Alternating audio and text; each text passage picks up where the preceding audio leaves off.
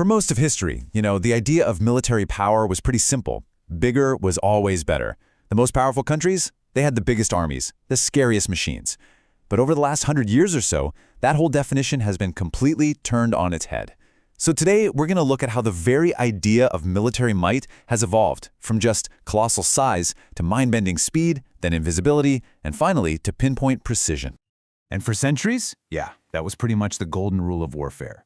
If you wanted to be in charge, you just needed more ships, more soldiers, more of everything. Power was something you could literally see and count. And for a while, technology just made this idea even bigger, leading to a true age of giants. So in the early 20th century, it was basically a race to build the largest, most destructive war machines anyone could even imagine. This was the era of the battlefield behemoth, where just sheer scale was designed to terrify and, well, annihilate. And a perfect example of this is Anzio Annie. This was one of Germany's K5 railway guns, a total monster from World War II. I mean, this thing was so massive that each gun needed its own dedicated train just to haul it into place. It was really a psychological weapon. It fired quarter-ton shells that made this terrifying, almost train-like sound as they flew over 50 kilometers to hit their target.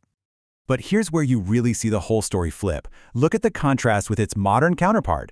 Anzio Annie needed a crew of 82 people and could maybe fire one round every 5 minutes. Now compare that to the M777 howitzer. It needs a crew of just 5, and it can fire 5 rounds a minute. It's just a perfect example of efficiency completely crushing sheer size. But, see, these behemoths had a massive Achilles heel. Their incredible size, and all the stuff they needed to move, like those railway tracks, basically painted a giant, slow-moving target on their backs for Allied bombers.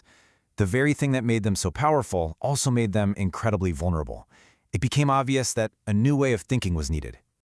And that exact vulnerability, well, it forced a total paradigm shift. Military minds realized that being able to project your power quickly, over huge distances, was way more important than having the biggest gun sitting in one spot. The focus had to shift from static force to dynamic speed and global reach. The evolution of the tank shows this perfectly. The very first tanks, like the Mark I, they were just these slow, lumbering beasts built for one job, crossing trenches. Then you get the M4 Sherman in World War II, a masterpiece of mass production and reliability. But the modern M1 Abrams, it's a completely different animal. It's powered by a gas turbine engine, which is surprisingly quiet, and this 70-ton machine can hit speeds over 70 kilometers per hour. It's all about speed combined with top-tier tech and protection. And this same story was playing out on the oceans. For decades, the battleship, basically a floating fortress with massive guns and thick armor, was the undisputed king of the sea. But its reign was about to come to a very, very sudden and dramatic end. Okay, picture this, the Bismarck, one of the biggest and most powerful battleships ever built. And yet, this 50,000-ton giant was brought down by a handful of slow, old-fashioned, fabric-covered biplanes. So what was the key?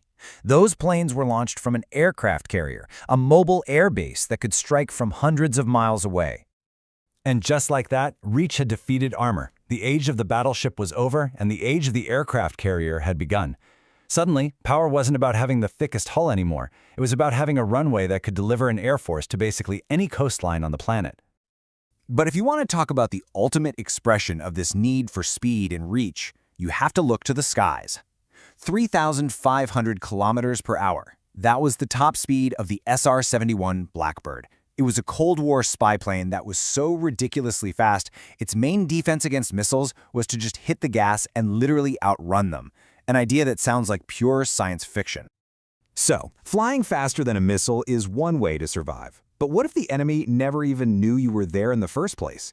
This brings us to the modern battlefield, where, really, the most powerful weapon is the one you never, ever see coming.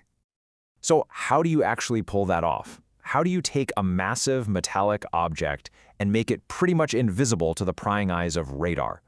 Well, it's not magic. It's just a really brilliant application of physics. The whole secret is something called radar cross-section, or RCS. The easiest way to think of it is as an object's electronic shadow. See, radar works by bouncing radio waves off a target. To be stealthy, you don't want to bounce those waves back to where they came from. You want to deflect them away, anywhere else, making your radar shadow as tiny as you possibly can. And to achieve this, there's kind of like a checklist for invisibility. First up is the shape. Designers use these really strange, faceted angles to scatter radar waves in every direction except back to the source. Then, they use special coatings that act almost like a sponge, just absorbing the radar energy.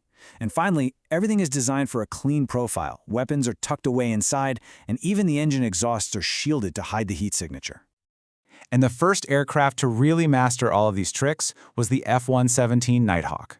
Now, even though this thing was the size of a fighter jet, its bizarre angular design gave it the radar cross-section of a small bird. It was basically a ghost in the machine. So, did it work? Oh yeah, the impact was absolutely revolutionary. During the First Gulf War, these Nighthawks made up less than 3% of the coalition's entire air force. But get this, they successfully struck 40% of all strategic targets. That is the power of invisibility, a tiny number of planes achieving a massive result. And that right there, that leads us to the final evolution in this story. Because if you can get close to a target without anyone seeing you, you don't need huge bombs to level an entire city block. You just need one perfectly placed weapon. The focus shifts away from brute force and towards surgical precision. And the difference in the real world is it's staggering. Back in World War II, if you wanted to destroy a single factory, you might need hundreds of bombers dropping thousands of unguided, dumb bombs. Today, a single B-2 stealth bomber armed with precision, smart weapons can do the job of 75 old-school aircraft, hitting one specific building with almost no collateral damage. And this kind of incredible accuracy isn't just for airplanes.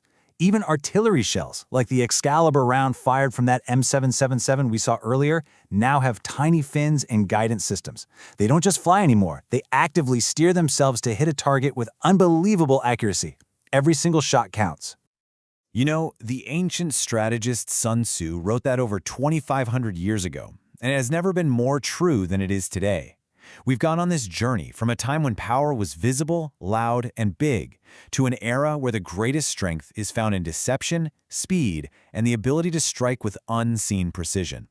Which kind of leaves us with one last thought. We've seen power evolve from size to speed to stealth and now to precision. As technology keeps accelerating, what's next? Will the future of conflict be defined by the country with the most soldiers or the one with the best algorithm? The changing face of power just keeps on changing.